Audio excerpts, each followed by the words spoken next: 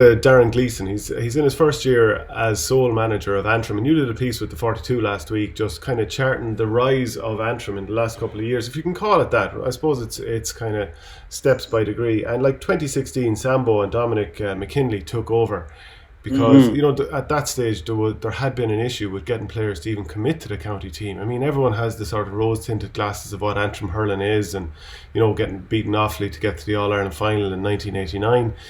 There's that element of it, but then there's the fact that the results haven't really stacked up over the years. Yes, there was the 2010 shock against Dublin, but other than that, there hasn't really been, for a county that's so insane about its hurling, they probably haven't really delivered on it. Yeah, but I mean, it's like what Michael Ryan said in that piece. Like, when he had been at a seminar, a coaching seminar among Kerry clubs, there's a passion for hurling, and then there's a passion for club hurling, and that's certainly the way it is. It was for a long time in Antrim. Denny Cahill, anyone who ever played under Denny Cahill has got an awful lot of good to say about him. Like, that they lost narrowly to Tipp, wasn't it, in '02, lost narrowly to Wexford in All Ireland semi or quarter final in '03. Fair enough, like what he said about Brian Corcoran, and that came back to haunt him. Cork stuffed them that time. But like, only in 2010, like only for a wee bit of gamesmanship from Cork backline, they got Liam Watson sent off. That was heading for a tight game too. After that, bit of a dip. Kevin Ryan had it, as I said in the piece, like he asked 54 lads in or something, and he got 17 lads that would come in. And he says of that 17, he ended up with just like a dozen in his championship squad, which are phenomenal numbers. Like, Kevin Ryan had been involved in Waterford inter-county teams. Like, he was and he was in it for all the right reasons. Like, he was extremely passionate. Even now you see him tweeting about the potential of Antrim. Like, he's a proper hurling man. He actually went on to coach Tyrone when he left Antrim, but he finished up. He finished up, and then let's get the order of this right. He finished up, and PG O'Mullen Jr. took over. He was the manager of Lochgiel when they won the 2012 All Ireland Club, and again he had similar problems getting boys to commit, and just things did not go well at all. I think they were in Division 2A again. I think they were in Division 2A, and they didn't get up. But that came as such a shock to them at that point that, like, things didn't go well, and PG stepped off that. Um, there was some kind of a charade over Jerry Wallace too for a time. I think it might have been around about those years. I forget now. Well, that would have been some commute for him from Cork all the way up to Antrim. Uh, I He turned up then. I mean, it was given to Jim Nelson. This is probably before Kevin Ryan's time, actually. It was given to Jim Nelson, who was the manager in '89. And then Wallace just turned up after having dropped off the initial management team. I think he was in with Denny, actually, and Bobby Thornhill of Cork, and Jerry Wallace. That was it. But jumping forward, Antrim turned to Sambo and Waddy, two heroes from '89, like, and very respected. I think this is their third time in charge of Antrim seniors, and they would never say no to their county. Like, they're a remarkable pair of fellas, and they put together a bit of a management team with Neil Peden, which would incorporate the city. So you had sort of Waddy, who was initially a Lochgiel man, won the All Ireland Club with them in '83.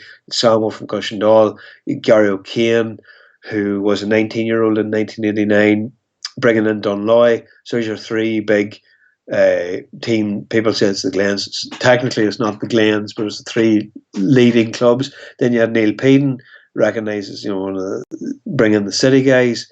But then even they're finding it tough at the start. You're brought in midway through a season. So they had their first full season in 2017.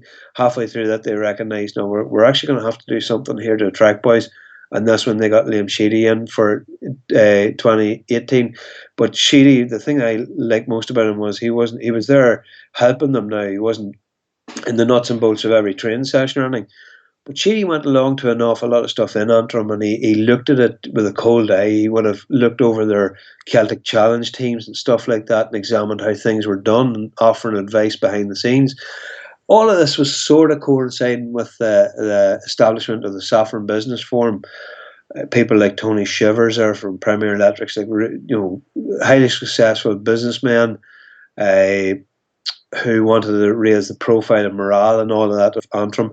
So when Sheedy was there, Sheedy brought along Darren Gleeson then, and he would be helping out a wee bit as goalkeeping coach.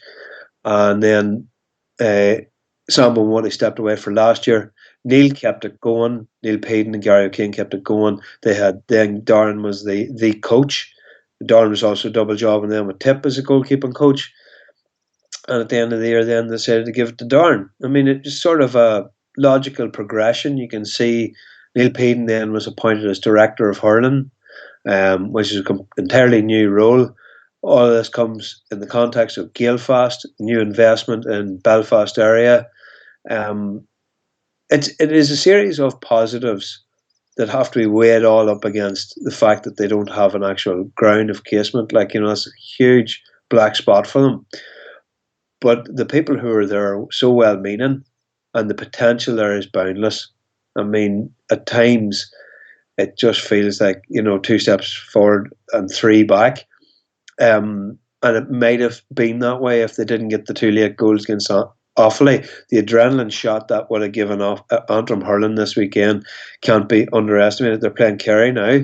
I don't know, I think 4 Kerry players missed out on the last game they played, and they won down there. Yeah, Kerry had some players missing with mumps, and among those was Shane Conway, who's definitely good enough to be playing at Liam McCarthy level. But to jump on, I mean, so you have the Division 2A final, which means you can get promotion there. Leinster is going to go to 6 teams, so there's an opportunity there to get up to Liam McCarthy level, and have a good chance at staying there if they're to win the Joe McDonagh Cup, and even get an All-Ireland preliminary quarter-final at a minimum this year. So, I mean, there is all that. Darren Gleeson, though, I mean, I remember, like, he's sort of larger-than-life character, a big man, all that kind of stuff, sort of a very familiar exterior, or friendly exterior to him. I did an article with him in 2015, and it was just about how he looked at puck-outs and tactics, I suppose, in a general sense. And I just read out the quote, and he goes, I read an article about that in football last week, where Dublin attacks start with Cluxton setting up 70% scoring with successful kickouts. Does it come across into hurling? I put more emphasis on break and ball, guys winning breaks more than puckouts. There's a lot more breaking balls in a match than puckouts. You might have 80 or 90 breaking balls, you might have 50 puckouts. So there's more of an emphasis on that. It's just a trend when you have a sweeper, then you have more room to hit short ball, and people are more conscious of successful percentages. So I'd analyse the success rate in a different area more than puckouts.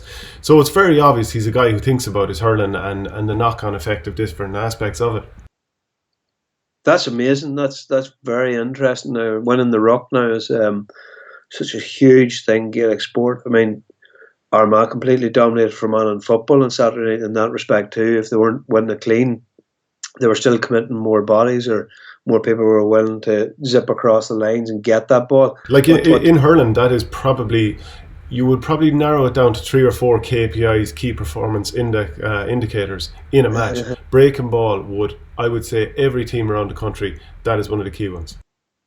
Yeah, but I suppose, Darren has put together his management team, right?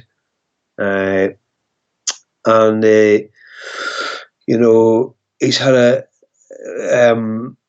the S&C guy's name, I think he's Ronan Murphy, his name escapes me now. I think he was with Down before. Recognised guy in Gaelic Games doing this. He's got a nutritionist in Julia Bone who's looking after all that. The passion's there, right? You go up to an Antrim hurling final, it's one of my favourite days of the year covering any sports. The crowds they get, the colour of it, the rivalry. Like, I mean, Jesus, like Dunloy were playing Cushendall in the Antrim hurling final in Ballycastle this year, and at half-time, Cushendall players were coming in, and all the Dunloy kids, there was a tunnel that was in Ballycastle for them to walk into the dressing rooms, and all the Cushendall players came in. But there was these hordes, like, of dozens of kids that all just converged along the sides of it, and they all booed the Cushendall players coming in.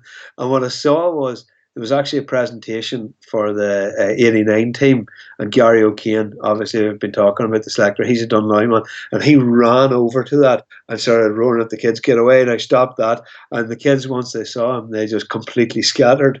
TG Cahir were up there that day, and it was such a great advertisement that this is how good Antrim hurling can be when you've got all these players playing for them. And there was some of them would be less heralded because they mightn't have come out for the county, but most of what they have now are all out.